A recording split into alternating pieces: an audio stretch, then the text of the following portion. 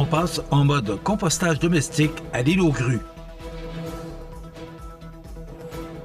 Un colloque RH propulsé par le comité emploi du Kamouraska. Un geste de générosité d'un groupe d'étudiantes du cégep de la Pocatière.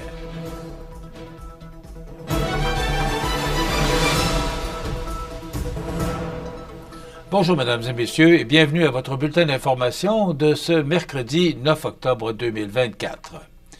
Lors d'un récent sondage, on va y arriver, donc lors d'un récent sondage sur l'utilisation des composteurs domestiques à l'île aux grues, on a pu constater l'engagement croissant des résidents et estivants dans les pratiques de compostage. Dans le cadre de son projet pilote en 2018, cette démarche a été initiée par la MRC de Montmagny en collaboration avec la municipalité. Les résultats démontrent que, témoignant de l'adhésion à cette initiative écologique, c'est près de 90% des répondants qui utilisent actuellement leur composteur domestique, dont une majorité a commencé à composter lors du lancement du projet, tandis que d'autres avaient déjà intégré cette pratique avant la mise sur pied du projet en 2018. La flexibilité et l'adaptabilité de ces composteurs, fabriqués en bois, sont les types de composteurs utilisés et fournis par la MRC. Ils permettent une adoption au plus large du compostage avec une préférence pour les solutions pratiques et accessibles. Toujours selon le sondage, 30% des répondants auraient exprimé un intérêt pour des ateliers ou des sessions de formation afin d'approfondir leurs connaissances sur le compostage domestique et optimiser leurs pratiques, malgré que la plupart des participants déclarent être à l'aise avec leur système de compostage actuel. D'ailleurs, une partie des répondants s'est portée volontaire pour tester de nouveaux modèles de composteurs rotatifs et disponibles à participer à un comité de travail pour améliorer la démarche actuelle. À cet effet, la municipalité de l'île aux grues a demandé à la MRC de Montmagny de prendre en main cette demande de répondants en raison du caractère particulier d'insularité et de son plan de gestion des matières résiduelles. Le succès de ce projet témoigne de la volonté collective de promouvoir des solutions durables. L'adoption de ce compostage, processus naturel permettant de transformer la matière organique en humus, contribue à réduire l'empreinte écologique de la région tout en offrant aux résidents une manière concrète de participer à la préservation de l'environnement. Pour donner suite au sondage, on mettra en place quelques composteurs rotatifs chez des volontaires qui évalueront cette méthode moins conventionnelle grâce à un partenariat entre la MRC de Montmagny et la municipalité de l'île aux grues. Un colloque RH se tiendra au Centre Bombardier de la Pocatière le 14 novembre prochain, où seront présentées plusieurs conférences et ateliers portant sur les meilleures stratégies de gestion des équipes de travail qui seront présentées. Comme cet événement est soutenu avec la participation financière du gouvernement du Québec, la ministre de l'Emploi et ministre responsable de la région de la Côte-Nord, Mme Catherine Champagne-Jourdain, exprimait son enthousiasme à participer à cet événement. Notre gouvernement est fier de soutenir la première édition de ce colloque RH, laquelle se déroulera dans la MRC de Kamouraska. Je suis convaincu que cet événement sera bénéfique aux gestionnaires et responsables des ressources humaines qui y participeront et leur permettra de devenir des employeurs de choix. Dans le contexte actuel du marché du travail, les organisations doivent s'adapter aux changements, de conclure Mme Champagne-Jourdain. C'est une occasion parfaite pour les gestionnaires des ressources humaines d'acquérir les meilleures pratiques en la matière pour s'adapter aux nouvelles réalités du marché du travail. Je suis heureux que mon gouvernement soutienne la première édition du colloque RH du Kamouraska, car c'est bénéfique non seulement pour les participants à l'événement, mais aussi pour les organisations et la profession dans leur ensemble. Cela favorise un écosystème d'apprentissage continu et d'innovation qui est essentiel dans un domaine en constante évolution, mentionne Mathieu Rivet, député de la Côte-du-Sud. Plusieurs conférenciers de renom se partageront la scène, dont Céline Conti de l'entreprise GoRH, Marie-Michel Bélanger de la firme Marketing, Martin de la Rosebille de l'entreprise Team Factory et Isabelle Touati du réseau NIRH. Rencontre de d'autres gestionnaires engagés, apprendre davantage sur les meilleures pratiques en gestion des ressources humaines, obtenir des outils performants et actuels, partager leurs expériences, réalisations, problèmes et solutions, sans compétition, tels sont les avantages de participer à ce colloque. De plus, la présence de kiosques d'information facilitera la prise de contact avec les organisations du milieu qui offrent du soutien et de l'accompagnement aux employeurs qui voudront, suite à ce colloque, aller plus loin dans leur démarche. Rappelons que le Comité emploi du Kamouraska est un regroupement de partenaires concernés par l'employabilité dans la MRC du Kamouraska. Cette table de concertation cible des enjeux en lien avec le marché du travail et organise des activités et des projets touchant les chercheurs de l'emploi et les employeurs, en assurant un meilleur appariement et en misant sur la formation, l'accompagnement, le service conseil et l'aide financière. Un geste de générosité d'un groupe d'étudiantes du Cégep de la Pocatière. On vous donne tous les détails dans 60 secondes. C'est à travers le respect et le besoin de faire plus pour les familles en deuil et l'expérience qui s'est transmise de père en fils que la maison funéraire Laurent Normand a su au fil du temps se bâtir une réputation de confiance. La maison funéraire Laurent Normand à Montmagny. Laissez-nous vous accompagner.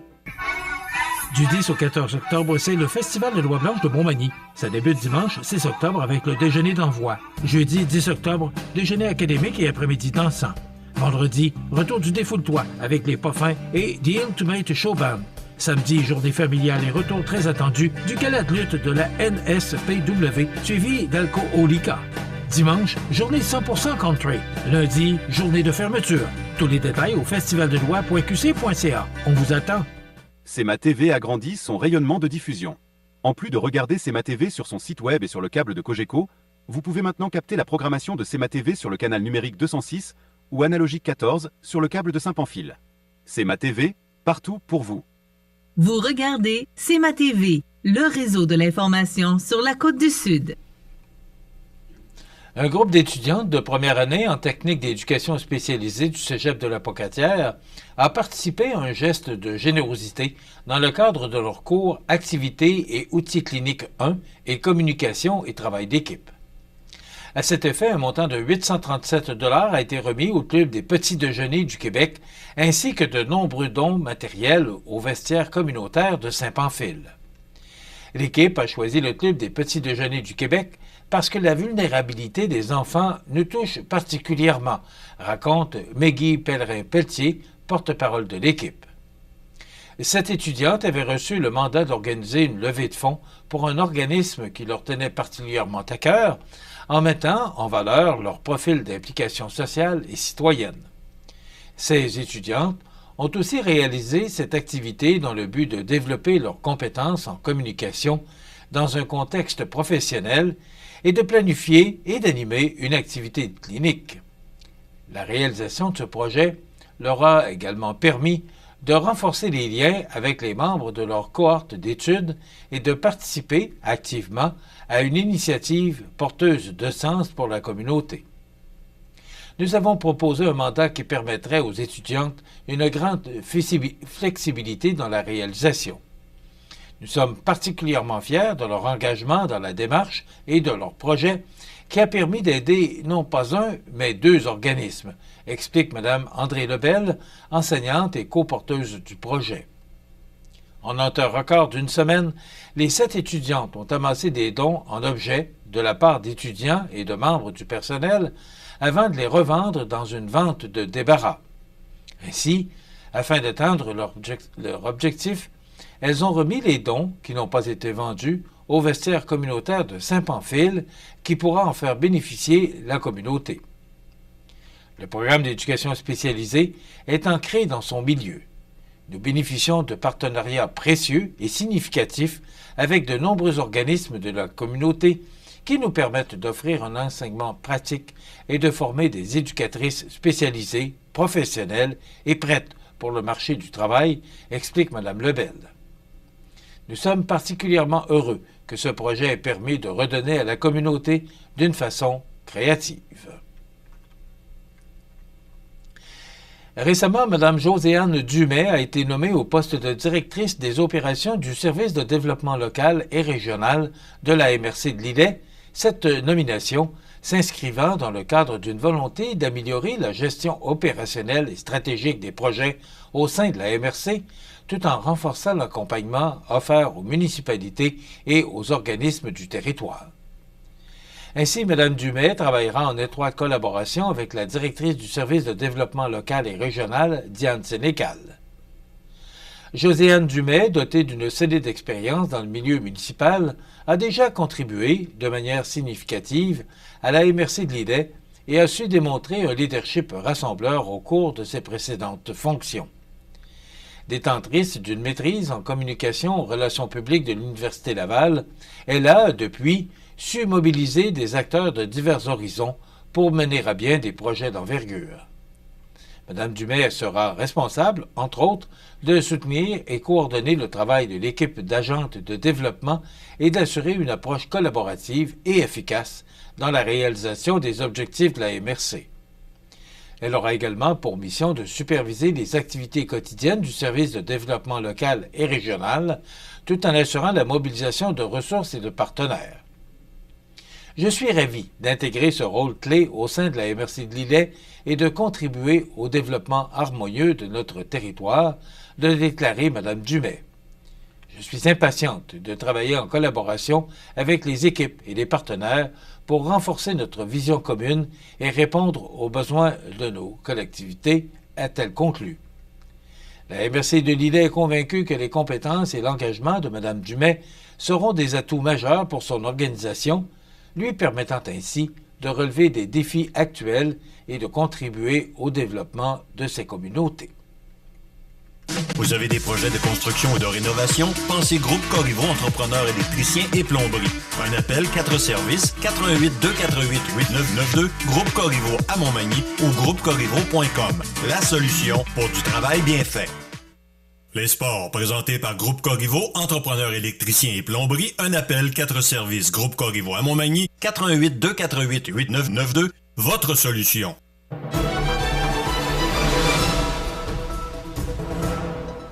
Devant la popularité grandissante du volley-ball masculin, les Gaulois de l'ITAC et du Cégep de la Pocatière sont fiers d'annoncer la création de leur toute première équipe de volley-ball masculin D3, une nouvelle discipline offerte par le RZEC dans la division Nord-Est. Sous la direction de l'entraîneur Denis Journeau, cette nouvelle équipe regroupe des joueurs de l'Institut de technologie agroalimentaire du Québec, l'ITAC, et du Cégep de la Pocatière, qui s'entraînent au campus de Montmagny.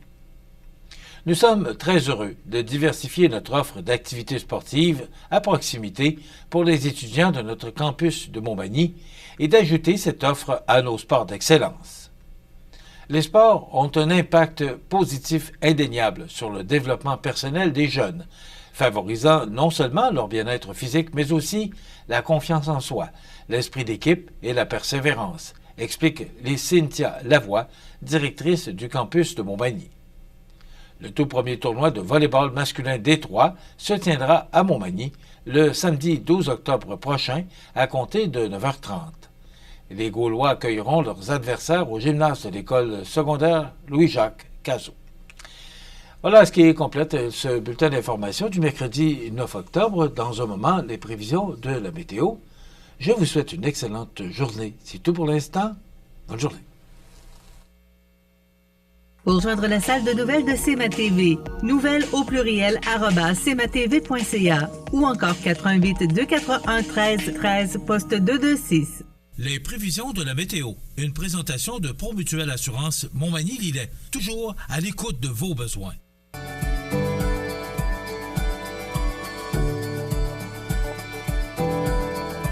Promutuelle Assurance, votre assureur local.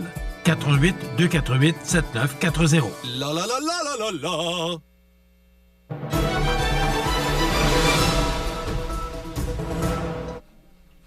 Hier, on a connu une magnifique journée avec des températures bien au-delà de ce qu'on vous avait annoncé. Mais tant mieux, une belle journée. On a connu 18, même 19 à certains endroits. Aujourd'hui, c'est encore du soleil. Il y aura un ennuagement à mi-journée. Je vous dirais même qu'on pourrait mentionner que c'est déjà commencé. On parle de 30% de probabilité d'averse en après-midi. Des vents du sud-ouest de 20 km/h avec un maximum de 13 degrés. Ce soir et la nuit prochaine, on nous prévoit 40% de probabilité d'averse avec un minimum de 4 degrés. Pour demain jeudi, c'est du temps généralement nuageux, avec 60% de probabilité d'averse, des vents du sud-ouest de 20 km avec des rafales à 40, un maximum frais de 12 degrés. De vendredi, alternance de soleil et de nuages avec un maximum de 14. Et pour la fin de semaine, selon congé de l'Action de grâce, pour l'instant, ce n'est pas très encourageant. Des averses avec un maximum de 11 pour samedi. Du temps nuageux pour dimanche avec un maximum quand même très frais sous les normales de saison avec 10 degrés. Et pour lundi, jour de congé pour tout le personnel de CMA-TV, il y aura du temps nuageux avec 60% de probabilité d'averse et avec un maximum, tenez-vous bien, de 7 degrés. J'ai bien dit maximum. Les normales de saison, ce temps-ci de l'année, sont de 11 le jour, 1 la nuit. Le soleil s'est levé à 6h53 et se couchera à 18h05, heure avancée de l'Est. À 6h ce matin, là, c'était quand même très frais, 3 degrés. Et d'ailleurs, actuellement, il fait 5 degrés à l'extérieur des studios de CMA-TV. Les vents soufflent de direction sud à 3 km/h. La pression barométrique est à 101,0 kPa et l'humidité est à 89%. Maintenant, pour le bateau qui fait la navette entre Montmagny et l'île aux Grues, 2 départs seulement, un ce matin et un ce soir, 8h30, 19h45. Ce sera le même scénario pour Montmagny, alors que les départs s'effectueront à 10h et 20h30. Voilà, faut profiter de cette belle journée de soleil, parce qu'il va peut-être se faire un petit peu plus absent au cours des prochains jours, mais ça peut changer. On sait que des systèmes, parfois, changent de direction. Dans quelques instants, on vous propose la chronique culturelle avec Cynthia Lamontagne. Maxime Dionne, une entrevue qu'on a réalisée hier sur le terrain de Place Festival, nous parlera du Festival de Loi-Blanche qui débute ses activités demain, jeudi. Il y aura beaucoup d'actualités à jaser, il y a des sondages, il y a toutes sortes de choses qui se passent dans l'actualité. Et bien sûr, il y aura les avis de décès. C'est le menu qu'on vous propose pour ce mercredi 9 octobre. Je vous souhaite donc une excellente émission à notre antenne.